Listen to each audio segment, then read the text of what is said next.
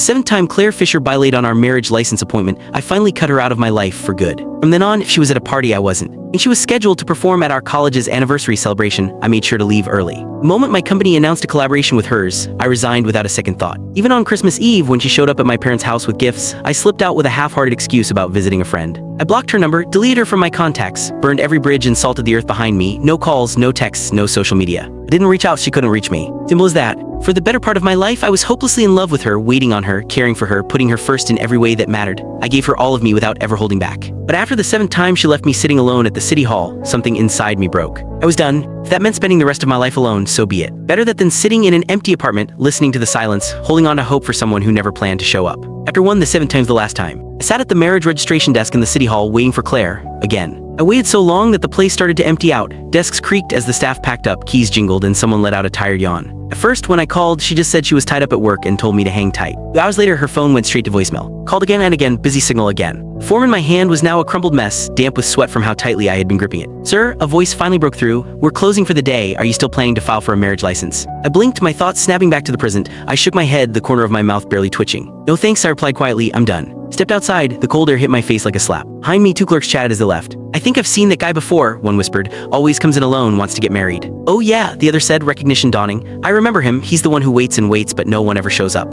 Didn't say a word, my face stayed frozen, blank as stone. But inside, I was bleeding. My heart felt like a worn-out cloth, thin, unraveling, leaking pain with every beat. I stared at the ground and I couldn't even meet my own eyes in the glass door's reflection. My feet moved before I could think. 7 times I waited for her at that same office, and every single time she never showed. I was just about to call a cab when Claire came running, literally. She jogged up, breathless, her coat flapping open and her hair bouncing with each step. A smile played on her lips, a little sheepish. Zach, she panted, I'm so sorry, work called last minute. I came as fast as I could. Hope I'm not too late. I stared at her, my lips curled up barely, and not from happiness. Last time, it was a work emergency. Time before that, also work. And before that, you guessed it. Same script, different days. I didn't even bother calling her out anymore. I just shook my head. You were late, I said. They just closed. She frowned and glanced at her watch as if she couldn't believe it. Seriously, they clock out on the dot every time. Can't even wait 1 minute, she scoffed. Then she grabbed my hand and pressed it to her chest, dramatically. I ran the whole way, I swear. Traffic was a nightmare. I'm so out of breath I could collapse. I stared at her blankly. My chest was tight, my throat burning with emotion I didn't want to show. But I was a fool, nor was I blind. There was not a single drop of sweat on Claire. Her forehead was dry, not even a smudge of dampness. I bit the inside of my cheek, the truth sitting heavy in my gut. Still, I asked the question I had been swallowing for too long. If you really ran all the way here, why aren't you sweating? Her smile froze for a split second. She frowned and the look in her eyes changed, sharp, accusing. Her tone shot up like a whip. What the hell's that supposed to mean? Do you think I'm lying that I wanted to miss this? After everything I did to get here? God, Zach, how heartless can you be? You think I'd fake being late just to avoid marrying you?